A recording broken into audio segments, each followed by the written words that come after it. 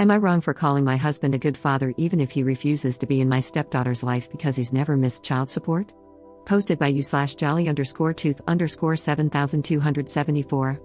Throwaway because my friends and family know my name. When my husband was in his early 20s, he got a girl pregnant.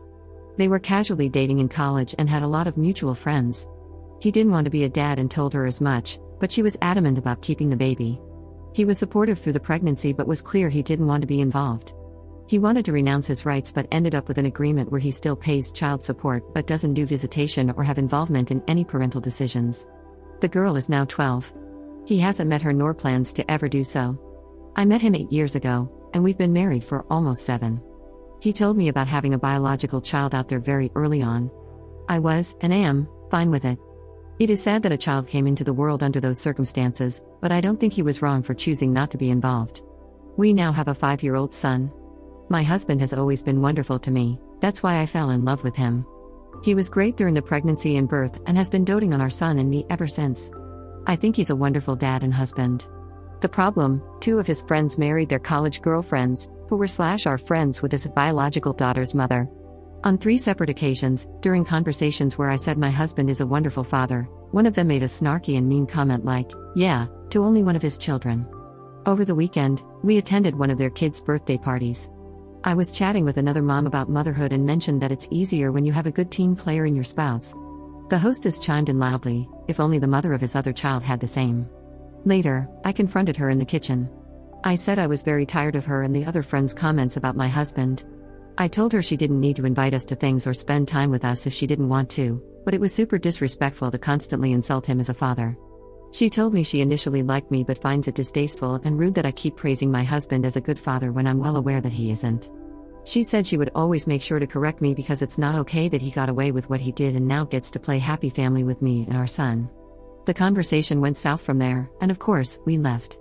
The other mom friend texted me yesterday to say she completely backs up what the hostess said, and that I'm horrible for marrying and having a kid with a deadbeat and, on top of that, praising him as a good dad. I have no doubts about my feelings. My husband has been and is great with our son and with me. I guess I never thought about how my words could be insensitive toward his biological daughter and her mother, whom I've never met, but am I wrong for occasionally saying my husband is a good father when talking to people? Should I stop? Update 1 month later.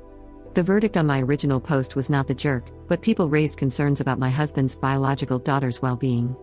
I was also advised to cut contact with this woman and to tell my husband, Tim, what they were saying about him. I spoke with Tim after I posted. He decided to speak with his friend John about what his wife, Jane, was doing, and we have decided to cut Jane off. After Tim spoke to John, we learned the truth. It turns out this wasn't about Tim or me at all. I can only share what John authorized me to, even though this is anonymous, he prefers not to go into too much detail. While still in college, John and Jane also had an unplanned pregnancy. John wanted a termination, but Jane didn't. They were still discussing what to do when she had a miscarriage, early stage. They never told anyone because Jane didn't want to, and John respected her wishes.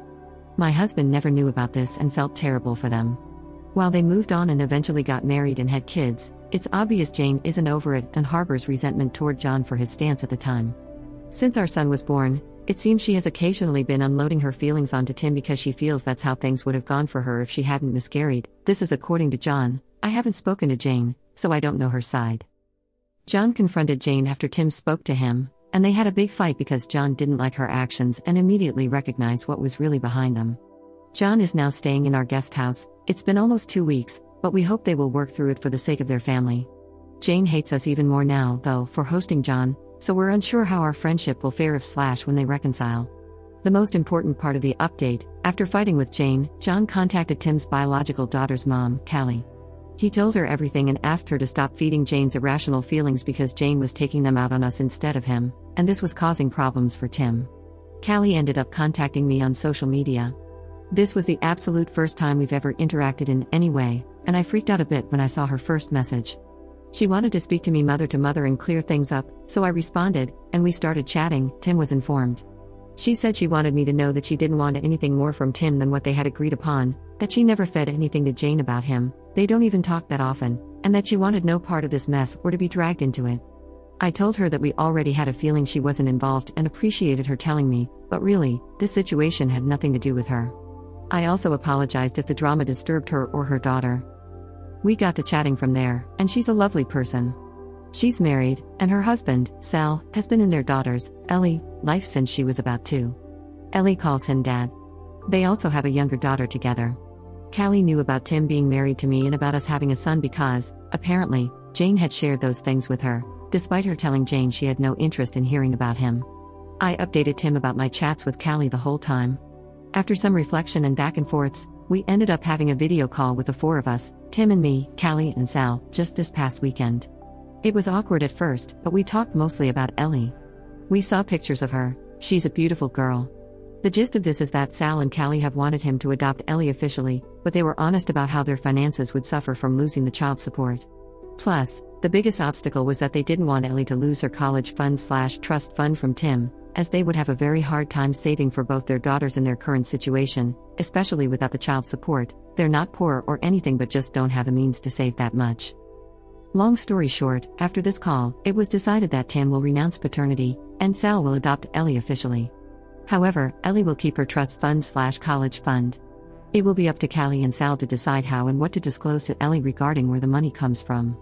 So far, Ellie knows her biological father fulfilled his financial responsibility, in other words, of course, so I don't think they'll lie to her about it.